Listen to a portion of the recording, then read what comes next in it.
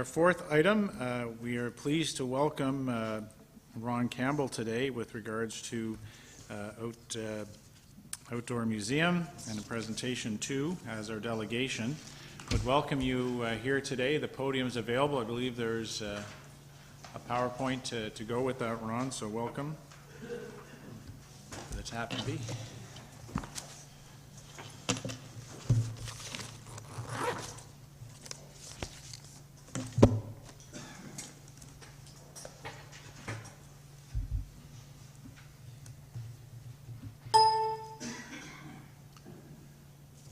So thank you, Mr. Mayor, Welcome. senior staff, councillors, for having me here today. My name is Ron Campbell, as mentioned. I was invited here by Jim McLeod, councillor of District 12, to talk about an exciting project that's going on in his district. Before I get into the project, I'd just like to give a brief introduction of myself and my company. I was born and raised in Dominion, otherwise known as the District of Darren. And I moved away. I worked in Ottawa for 17 years in high tech. I'm an engineer with a focus on communications. In 2014, I came back to Cape Breton. I took on a role of Director of Engineering at the TechLink in Sydney here. When TechLink closed its doors, I decided to create my own company with the hopes of creating knowledge-based jobs here in CBRM. As you see on the screen here, Tapnbe provides a platform for smartphone engagement. So that's engaging people with their smartphones in a physical site. We provide any business or organization an easy and low-cost way to engage people through their phones and allows them to market and communicate and deliver online content directly to the user. So as you can see on the screen, there's already been various applications found here in CBRM in the short time that we've existed. So Tapnbe is creating basically smart places for a smart city. We're doing this from the bottom up, which means we're starting with the businesses and the organizations that make up CBRM, and these same businesses and organizations that cater to local citizens and tourists. The smart place that I'll be describing here today is the Museum in the Park project, and that's being done at Open Hearth Park. Key piece of the technology behind these smart places is the big yellow tag that you see on your screens. This big yellow tag has a microchip embedded in it. It also has a QR code on the front. That's that crazy looking square thing with all the dots. And also it has an ID on the bottom. All these things can be used to access the content on the tag. So at Tapnbe, we feel that it's important that as many people can access the content that's associated with this tag.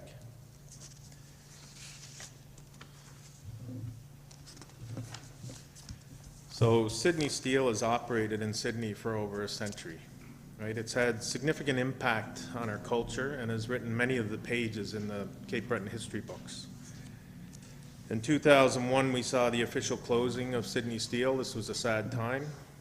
By 2013, the remediation of the site was completed.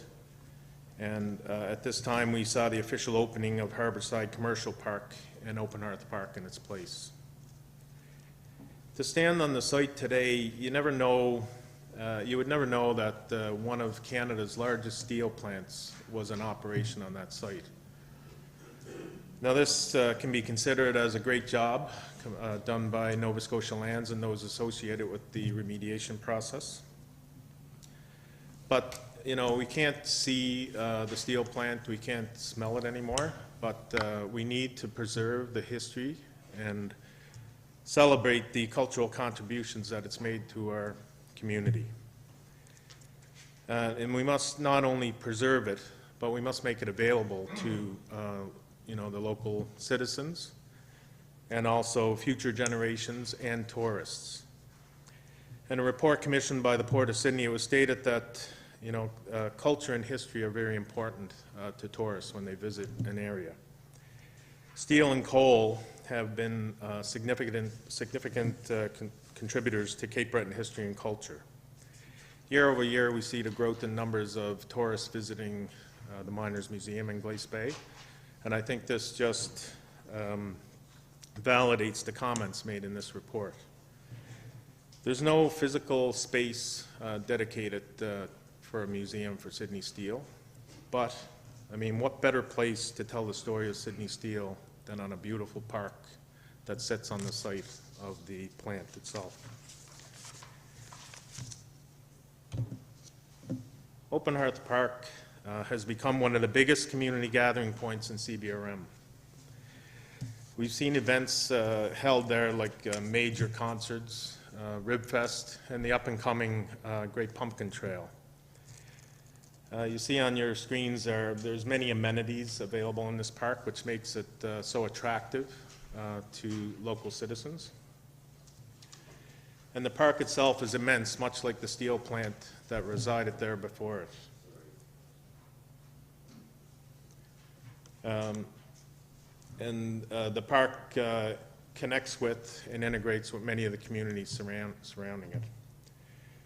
Interpretive panels in the park currently provide us with information about the history and the culture of the area. These interpretive panels are designed very well, and they tell a great story. Tapnbe is simply building upon these panels to bring in more multimedia content, such as videos. We bring them right to the panels themselves. And this multimedia content and online content can help broaden the story that's told on the site. And it also makes the experience in the park more modern and interactive.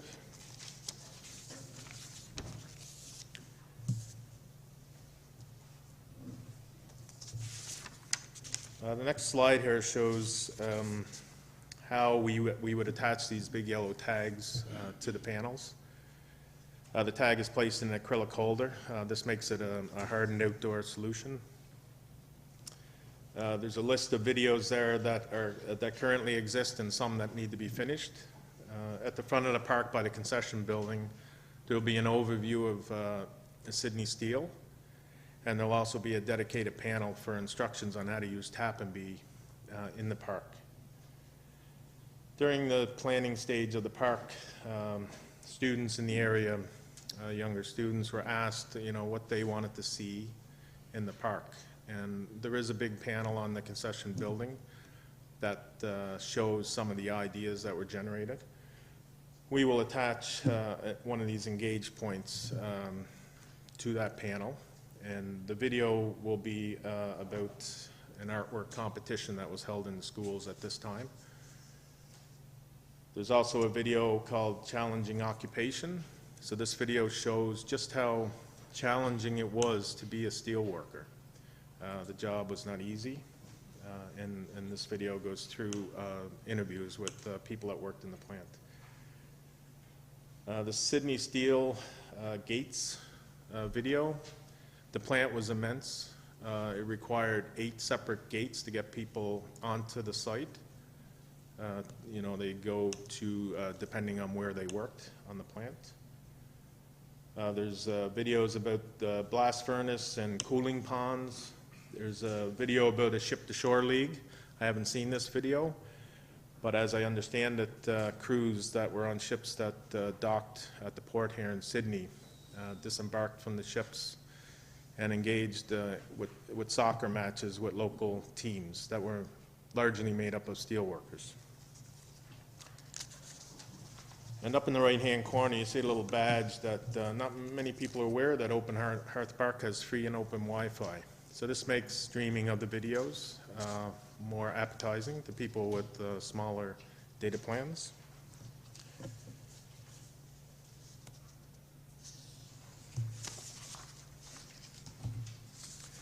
So this last slide here shows how these big yellow tags will be distributed throughout the park to form this outdoor digital museum.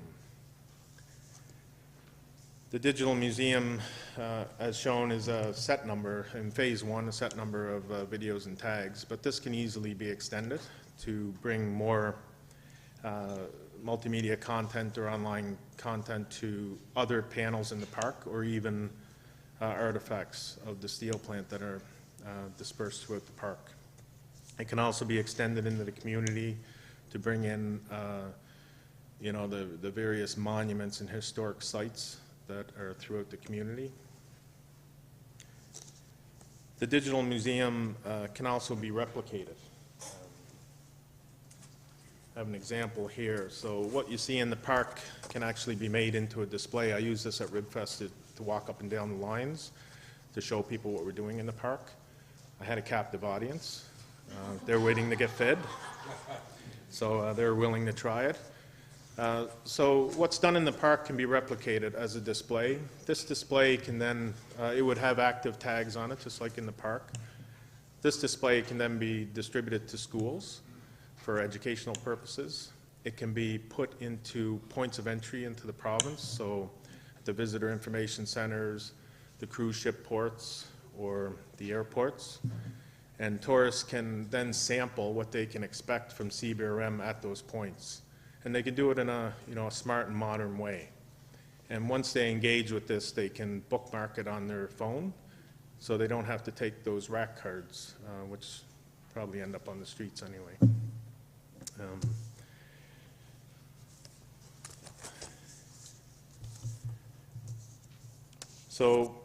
Just as a demo, you have a little laminated card in front of you. I distribute them. This is a fully functional card, just like the tags in the park. It has a chip inside, has a QR code. The chip, anybody with an NFC-enabled phone, like Blackberries or Android, if the NFC is on, you can simply tap it to the back of your phone normally, and it'll come up. It's similar to when you pay with your credit card when you're shopping. The QR code have been around for a long time. Many apps that can scan that. With the iPhones, a lot of people don't know, they just changed their cameras, so you actually just have to point your camera at this QR code. You don't need to take a picture, and you'll get a pop-up, and you can click on it and access the content. There's also a code on there, an 8-digit code, and the least tech way of accessing the content is simply on any device that has a browser. So whether it's a smartphone, tablet, or computer, you just go to tapnbe.com and enter that code like a phone number in the search bar, and you'll get the same content. So in this way, we're trying to make it as universal as possible so everybody can access the data. And another way you can access it, you can see on your slide, there's a little information. So with every tag comes a URL. So if I click on this, it will be the same as if you scan the card or interacted with it in the park.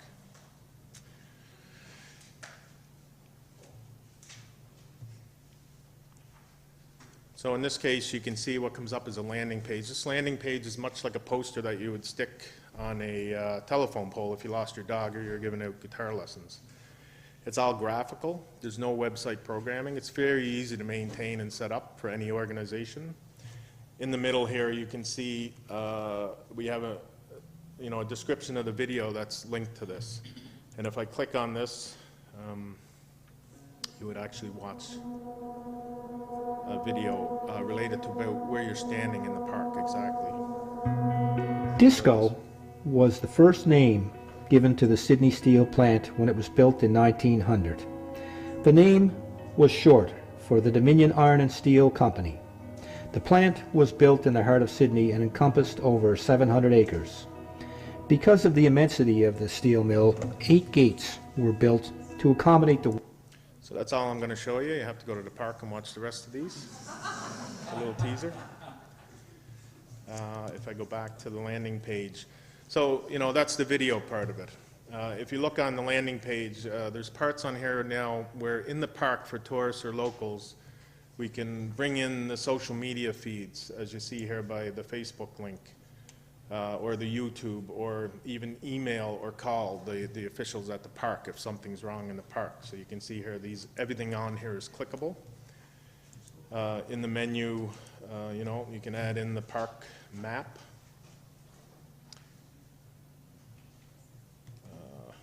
Anyway, that's a PDF. I'm not going to go into that. There we go.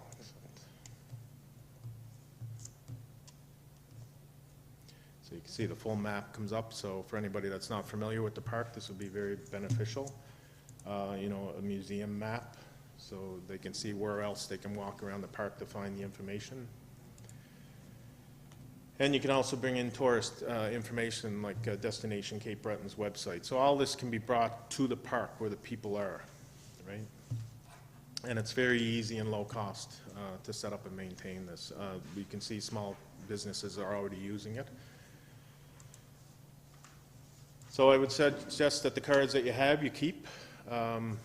You know, if someone wants to know about how this works, you have an opportunity to show them with your own phone. If you have any questions or if you want to know how to do it, just contact me. I'll be happy to show you. And that's all I have for today. This was mainly about information.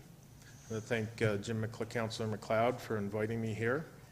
And if I did have one ask, I would just ask that, Mr. Mayor, you and your councillors support Jim in promoting this endeavor in his district. And, you know, maybe a grand opening, I would be on hand. I'd be up for that. If you can have a grand opening in the park when it's ready, and maybe invite the media. So at that, I'll open it up for comments or questions. Well, thanks very much, Ron. Quite impressive. I'm going to recognize Councillor McLeod. Mr. Mayor, and thank you, Ron.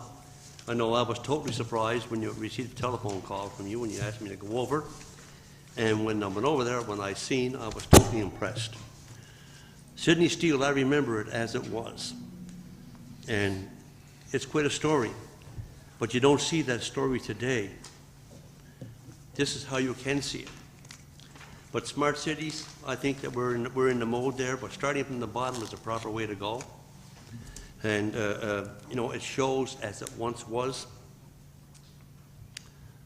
The water that you've seen in the beginning is now where the park, where the park is situated at. There was two ponds. There was the Nugget Creek watershed, and there was the tar ponds. What some fail to realize is that they blamed the smell that was coming, the pollution that was coming from Sydney Steel. Well, 21 years ago, the CBRM, 20 years ago I should say, CBRM developed what they call a collector system, and we tied in 32 encatchments, sewer encatchments that were along the Nugget Creek watershed. And there's where and when that's why you don't get the smell. You'll get the odd time when the sewage treatment plant is operating, but that's only once in a while. But people don't realize the importance of Sydney Steel. During the war efforts, there were 2,000 women working in the steel plant that produced 60% of the steel for the war efforts of Canada. And it's very, very important that we show what Sydney is. Show what, not just Sydney. This is not confined to just Sydney. This can happen in every one of our communities. And it should happen in every one of our communities. Because we have so much history. Whitney Pier, for an example, was the melting pot east of Montreal. And it still is today. And it's recognized as such. But the steel plant can treat that this is what started Sydney, was the steel plant. And with the people that came in, with the influx of foreign people, at that time they called them come from away, but they were people that were crucial. Same as today, they're very crucial. But we have to recognize that our past, but we can bring it up to the future, and we can bring it to the present, because it's great for tourists to see what has it accomplished. There's one thing I'd like to ask you is that, I know it's not confined to here, but we have another very important piece of property, and it's situated over in Point Edward. It was called the Point Edward Naval Base. And from Sydney Mines over to New Victoria, there was a chain that you seen a picture in the paper a couple of weeks ago. That was a submarine chain. These things have to be shown to the people because they have to understand the history of the Sydney Harbour It's tremendous. But, you know, when you brought that forward to me, I was totally amazed. And now I know that we can possibly look at the possibility of getting the same structure over at Point Edward, because that's a growing community too.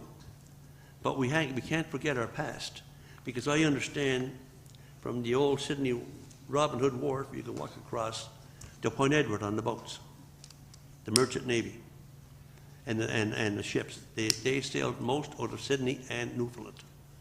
But we have to remember that we have to promote. The only way we can go ahead with our future is to remember our past. And but I want to thank you for giving me the opportunity of bringing this forward, and you to present it, because I was totally pleased and very surprised with it. And I know that other councillors will be talking about it. Thank you. Thank you, Councillor MacLeod. Councillor Brooksweiger. Thank you, Mayor, and thanks, Ronnie, for coming today. It's great technology you got here. It's you and I met probably a year ago to sit down and discuss this, and I felt this was going to be very successful, and I want to congratulate you on your success to date, because I know it'll continue. As mentioned here in this here part of the world, here in Sydney, when you talk about the old steel plant and with what we've got landing here, this here month, there's 3 ships landing in one day, and it's just been busy. And to get these people out and about and get them over there and pass them something like this, for them to look at this technology and understand the history, that's what it's about. It's about giving them tourists a good experience while they're here, and I really feel that this can play a big part of it. I know it's going over well at the museum, talking to Mary Pat. It's wonderful. It just gives people that different thing, and they can take it with them, right? And it's great technology, so I want to wish you to continued success. I'm sure there's more stuff that can happen here within CBRM, even with our very limited budgets. There's stuff that you can do to help us to promote our area and talk about our history. As pointed out by Jim and others, we always got to look at the past and celebrate the accomplishments that were made. And so with this here, I just think this is just great. So thanks, Ronnie. Thank you. Thank you. Councillor Coombs.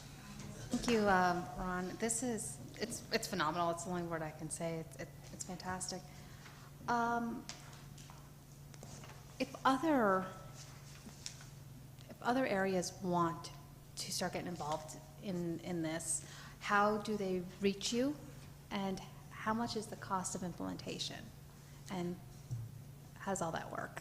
Yeah, I guess that's my question, because I know there's going to be a lot of people who are very interested in this, and they're going to want to hear how do they get involved. Yeah, so I'm easily reachable. I have cards available, but a lot of people know me in the area. Shouldn't be a problem. Darren knows me.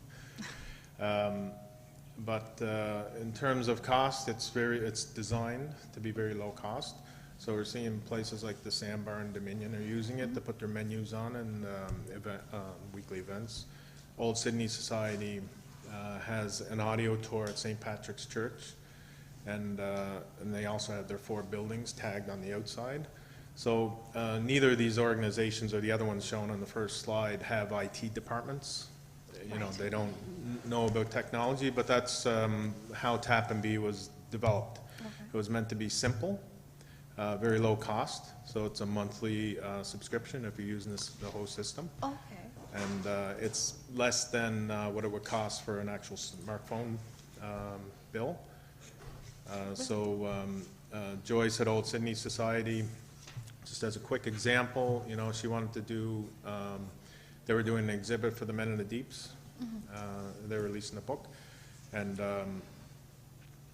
she contacted me basically 10 days before this exhibit, and in that time frame we're able to define 10 themes for the Men in the Deeps, their early work, their work with Rita McNeil, and we got the whole thing up and running. It was the first time, and it worked in less than a week, right? Wow. After defining them. So it's very fast and easy and low cost. You can just basically try it and do it, right? And are you also on the internet? Like, can someone find your contact information on the internet? Yeah. I'm going to assume. Like a web page? Yes. Yes, tapnbe.com, yeah. It's just tapnbe.com? Yeah, if you look at the yellow tag that's on the back of your card, Yes. you'll see in the black rim that tapnbe.com is Oh, there, that you can perfect. enter, yeah. Thank you very much. Councillor Doncaster. Ron, your comment on page 8 is very important. History needs to be preserved for the future generations, because right now, a lot of people don't realize there was a steel plant, like you stated. I was fortunate enough to work 34 years there, and I worked 4.5 years in a general yard, which was a labor pool. You'd go out, you didn't know where you're gonna be at, the open hearth, blast furnace, rail mill, tie plate, wire nail, the coke off. So I know the whole operation from the raw materials going into the blast furnace right up to where we carry the rails and with the railroad over to Sydney Yard. So it's great to see something done like this here. And also, Jim brought up a point there, the women work in the plant. I was very fortunate. My mother worked at as an overhead crane operator. So it was, you know, I had a lot of pride of being working at the steels. I think if you went down Charlotte Street, if the steel plant was here, you wouldn't see those vacant lots on Charlotte Street now. Because when the steel plant went, a lot of business went. Thank you. Thank you. Councillor Prince. Thank you very much. I guess my thinking was on Councillor Coombs' line of questioning about how you tap into your network so that other worthwhile projects, you know, can access it. And I do agree with you that the history of Sydney Steel and its cultural impact on Cape Breton needs to be available to tourists and the citizens. I get pretty excited about the possibility of projects with emphasis on a major part of our history, and I think about the AMP project in Sydney Mines, which deals with Chapel Point and the other fortifications and how much it meant in the First World War. And as you know, they're trying to get something going there, but if they were to contact you and maybe try to get some assistance from you, or how we might be able to promote it, because I'm impressed with everything you got here about the interpretive panels and everything else. You just have it pretty well handled there, so maybe I'll get them to get in touch with you. Absolutely. And thanks again for your presentation. Thank you. Deputy Mayor Eldon McDonald. Thanks very much, Mr. Mayor, and through you to Ron. Ron, thanks for coming in. We've had some discussions ourselves on the product a bit, probably within the last year, I guess. I'm just wondering in regards to with the technology and changing technology, and it seems like every 6 months things are changing and new stuff comes in. How adaptable is the software in regards to these QR codes?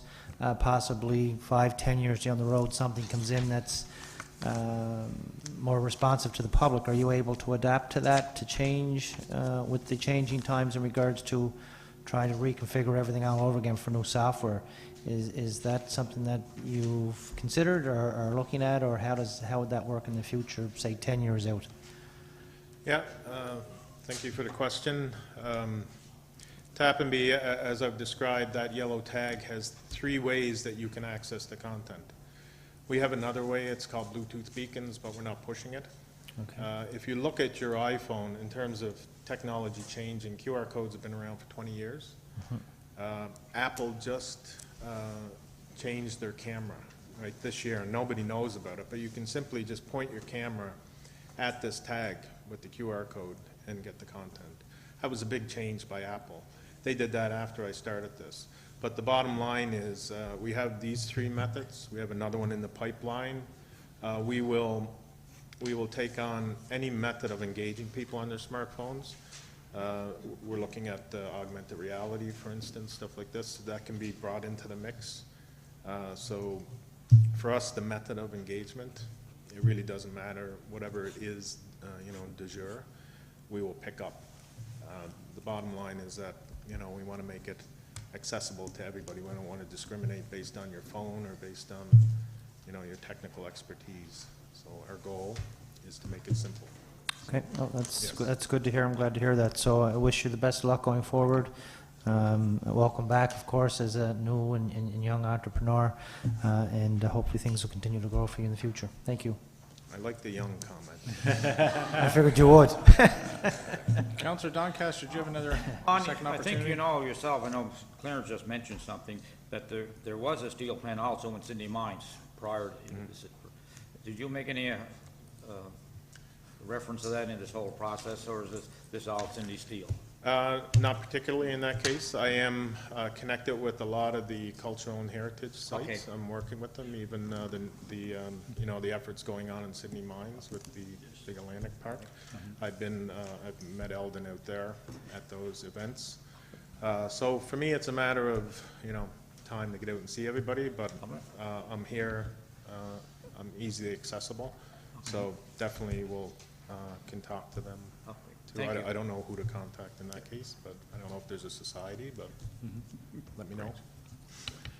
Well, thank you very much, Ron. It's very informative, and I think as we look at some of the other broader things we're looking at, this was indicated for smart cities. This fits into that, and good public education and information as well. So continued success as well on that. Thank you. And thank you, Councillor MacLeod, for bringing this forward in recognition of your district, but also the other opportunities with your colleagues here in council.